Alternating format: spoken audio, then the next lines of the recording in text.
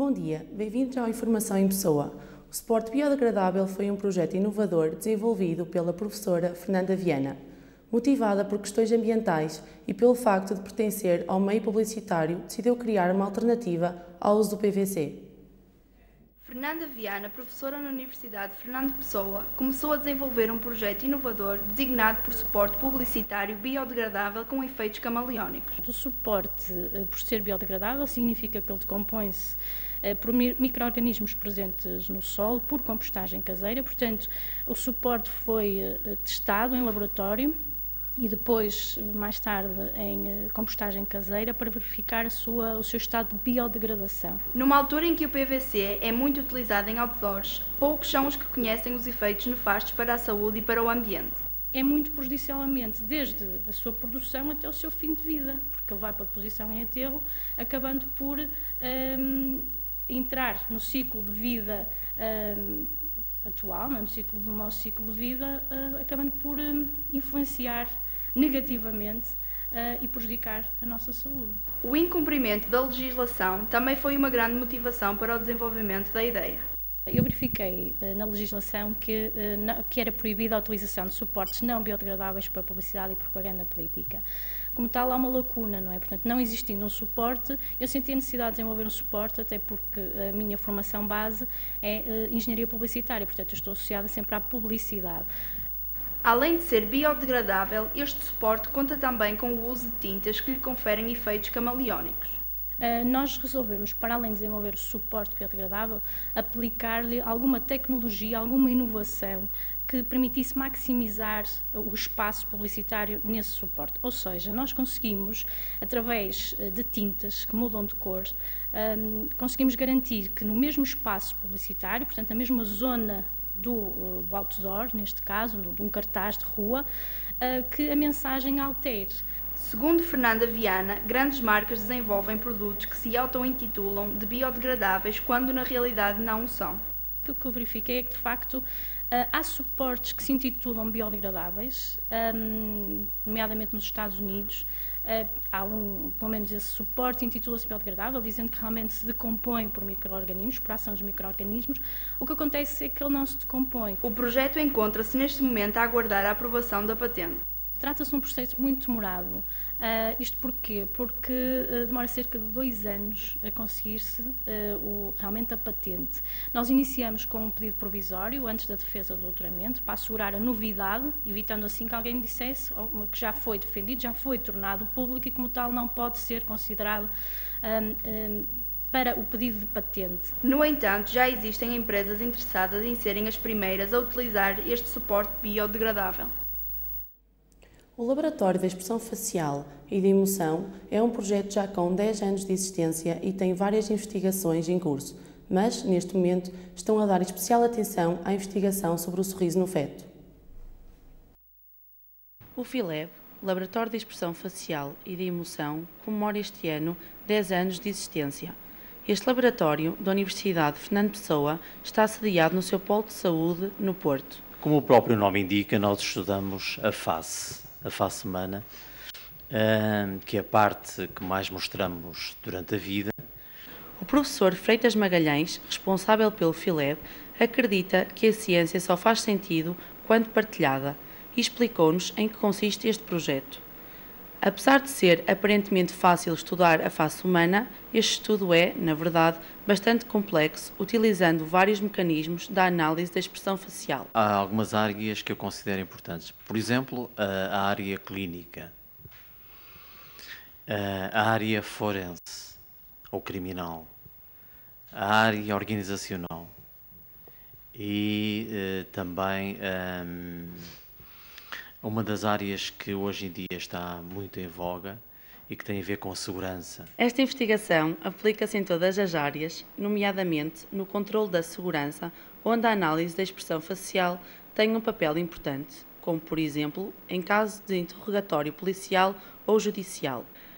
Quem colabora com o professor Freitas Magalhães é especializado nas áreas anteriormente referidas e tem uma pós-graduação em expressão facial e da emoção. Bem, sabe, a emoção só vale a pena quando, de facto, é forte Todavia, a melhor emoção é aquela que nós sentimos. Mais recentemente, o professor foi distinguido com o prémio Facial Expression of Emotion pela Enciclopédia Mundial do Comportamento Humano.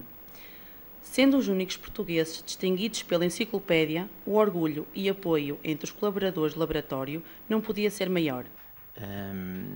Julgo que a distinção da Encyclopedia of Human Behavior acaba por ser aquilo que eu denomino muitas vezes de a cereja em cima do bolo do aniversário do Laboratório da Expressão Facial da Emoção. Apesar do professor estar a desenvolver vários projetos, há um em especial ao qual vai dirigir as suas investigações futuras. Nesta altura, estou a estudar o sorriso no feto humano. A única investigação que eu não fiz ao longo do ciclo vital do sorriso. Já estudei o sorriso após o nascimento e durante o ciclo vital todo, até na morte, e só me falta estudar o sorriso no útero, e é nesse momento uma das linhas de investigação que nós temos em curso.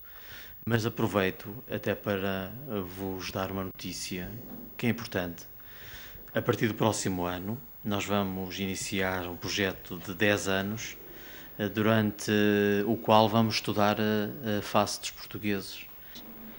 10 anos passados, o FILEF percorre com os seus estudos todo o ciclo vital do ser humano naquilo que mais nos diferencia, as expressões, as emoções. A doação de sangue é ainda uma incógnita para muitos. Há quem pense nesse processo como algo doloroso, mas a doação não passa de algo simples que pode ajudar a salvar muitas vidas. No Instituto Português do Sangue, a técnica Manuela Mateus trabalha diariamente no laboratório de análise às colheitas de sangue. Todo o sangue doado passa por um processo de separação e purificação. Tem que ter um tamanho, um peso superior a 50 kg e ter uma hemoglobina que para as mulheres terá que ser superior a 12,5 e para os homens superior a 13,5. Algumas das características que fazem de um indivíduo um bom dador é ter hábitos de vida saudável e não ter qualquer comportamento de risco. Para os homens, como os homens têm muito mais sangue que as mulheres, os homens podem doar de 3 em 3 meses, as mulheres podem doar de 4 em 4 meses. O tempo necessário para realizar uma doação varia entre os 5 e os 15 minutos, e antes dessa mesma doação, o dador passa por um processo de avaliação. Primeiramente, através de um questionário e, de seguida, através de um rápido exame feito por um médico especialista. Antes de doar sangue, o dador tem que se inscrever, dando os seus dados pessoais, a morada. Depois é visto por um médico, portanto, onde lhe serão feitas perguntas sobre o seu estado de saúde, os seus comportamentos portanto, sexuais, os medicamentos que toma. Ao contrário do que muitas pessoas pensam, a quantidade de sangue doado não afeta em nada a saúde do dador. As pessoas depois só poderão doar sangue passado para as mulheres 4 meses e para os homens 3 meses. Isto porque a medula, portanto, tem que repor, digamos, as células que lhes foram retiradas e portanto, doar sangue não tem problema absolutamente nenhum, não se fica mais fraquinho por isso. Só que depois também não pode doar sangue assim logo no dia a seguir. Pessoas que sofram de diabetes podem efetivamente doar sangue, mas têm de ser previamente vistos e examinados por um médico que irá determinar se pode ou não concluir a doação. As mulheres, durante o ciclo menstrual, podem realizar a colheita de sangue. Depois da dádiva estar concluída, o sangue vai ser separado em diversos componentes, em glóbulos vermelhos, em plaquetas e plasma. E depois de estar concluída a separação, portanto, o sangue é guardado em quarentena. A colheita não causa qualquer transtorno ao dador. É algo bastante simples e que é sempre acompanhado pelos enfermeiros e técnicos especializados. Portanto,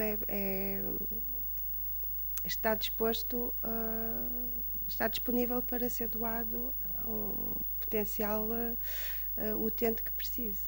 Os dadores aparecem menos, mas o volume de sangue recolhido é considerado confortável e o presidente do Instituto Português do Sangue acredita que vão conseguir passar o ano sem sobressaltos e que o número de dádivas poderá aumentar em 2013. Agora vamos passar para o exterior com a repórter Sofia Araújo. Bom dia, Sofia.